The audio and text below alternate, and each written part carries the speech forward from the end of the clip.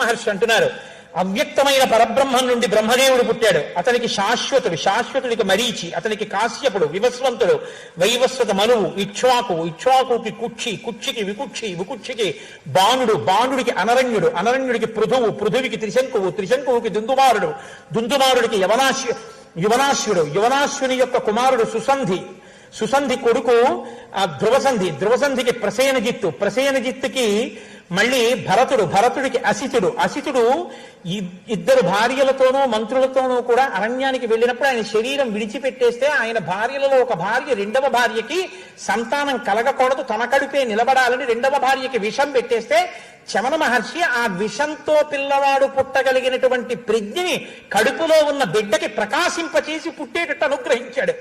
కడుపులో విషంతో పుట్టాడు కాబట్టి ఆ పిల్లవాడికి సగరుడని పేరు వచ్చింది. ఎక్కడ మహర్షి అనుగ్రహం ఉందో దాన్ని ప్రత్యేకం చెప్తారు వశిష్ఠ మహర్షి.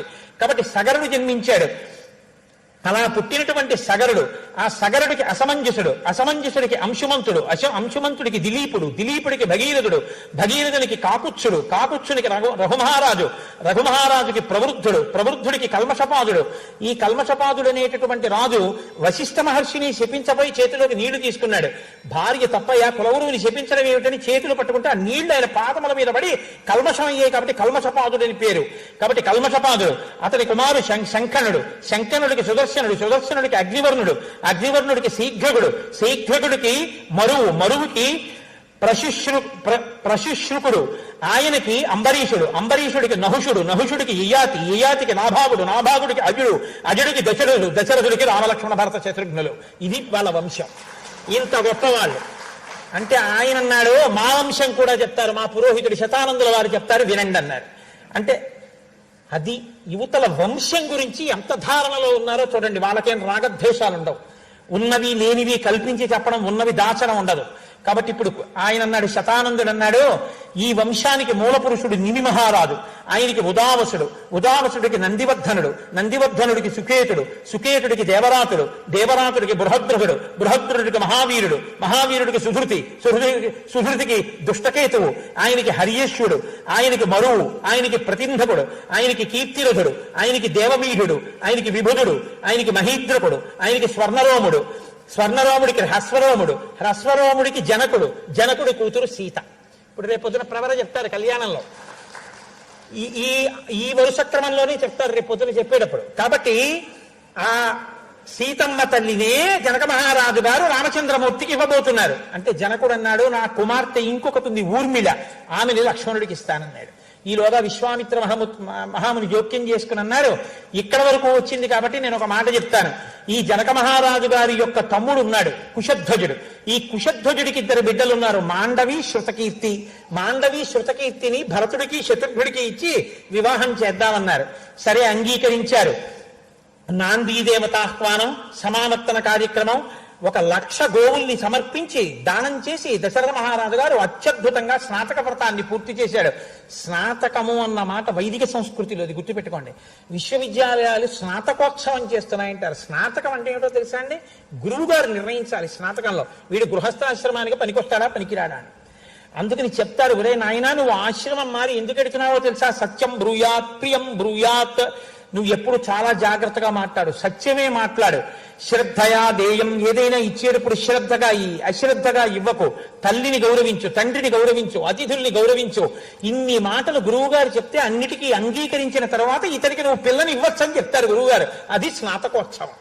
పట్టభద్రుడైనట్టే స్నాతకోత్సవంలో పెళ్లి కొడుకు గృహస్థాశ్రమంలోకి వెళ్ళడానికి యోగ్యత గురువు గారి చేత ప్రకటింపబడుతుంది. ఇప్పుడు ఈ స్నాతకోత్సవం అంతా పూర్తయింది. కళ్యాణోత్సవానికి, వివాహానికి రమ్మని జనక మహారాజు గారు కబురు చేశారు. దశరథ మహారాజు గారు తన కుమారుల్ని తీసుకుని వివాహ మంటపంలోకి ప్రవేశించాడు. వేదిక మీద చక్కగా బంగారు కలశలు పెట్టారు, పాలికలు పెట్టారు, వాటిలో లాజలు పేలాలు పోశారు, అందులో అక్షతారోపణం చేశారు. మొలకలన్నీ కూడా చక్కగా అందులో ఆ మట్టి పోసి ఆ మట్టిలో నవధాన్యాలు వేసి అన్ని పూజా ద్రవ్యాలని కూడా మంగళప్రదమైనటువంటి ద్రవ్యాలు, అవన్నీ పేలాలు మొదలైనటువంటివి పరమమంగళ ద్రవ్యాలు. మేము ఏదైనా పెద్ద ఉత్సవం చేస్తే కాకినాడ పట్టణంలో ఊరిరిగింపులో ముందు కన్యలందరూ కూడా పేలాలు చల్లుతూ వెళ్తారు. పేలాలు చల్లితే దేవతలు వస్తారు, మనవరాలు చల్లితే ప్రేతాలు వస్తాయి.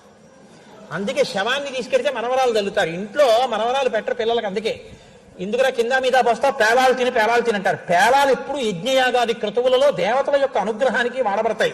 అవి మంగళ ద్రవ్యాలు. అవి వేదిక మీద ఎప్పుడు ముందే పెళ్లికి సిద్ధంగా పెట్టుంచాలి. అవి ఉంటే చాలు మంగళప్రదం. కొన్ని ద్రవ్యాలకు ఆ శక్తి ఉంటుంది.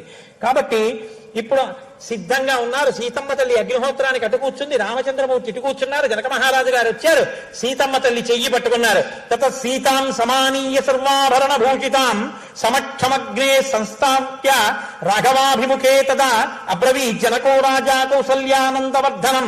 రాముణ్ణి చూసి అన్నారు, ఇయం సీత మమ సుత సహధర్మచరీతవ ప్రతీచ్య చైనాం భద్రం తే పాణిం గృహీష్వ పాణిన పతివ్రత మహాభాగా ఛాయైవానుగతా తదా ఇత్యుక్త్వా ప్రాక్షిపద్రాజ మంత్రపూత జలం తదా సాధు సాధ్యతి దేవానాం ఋషీణాం వదతాం తదా దేవదుందుభి నిర్ఘోష పుష్పవర్షో మహానభూత్ ఏవం దత్వా తదా సీతాం మంత్రోదక పురస్కృతాం అబ్రవీత్ జనకో రాజా హర్షేణాభిపరిప్లుత. ఆయన సీతమ్మ తల్లి చెయ్యి పట్టుకుని, ఇయం సీత, ఈమె సీత, మమ సుత, ఎంత సంతోషమో, నా కూతురు, మమ సుత సహధర్మచరీతవా, ఎందుకు ఇస్తున్నానో తెలుసా, ధర్మంలో నిన్ను అనుసరించి ఉంటుంది.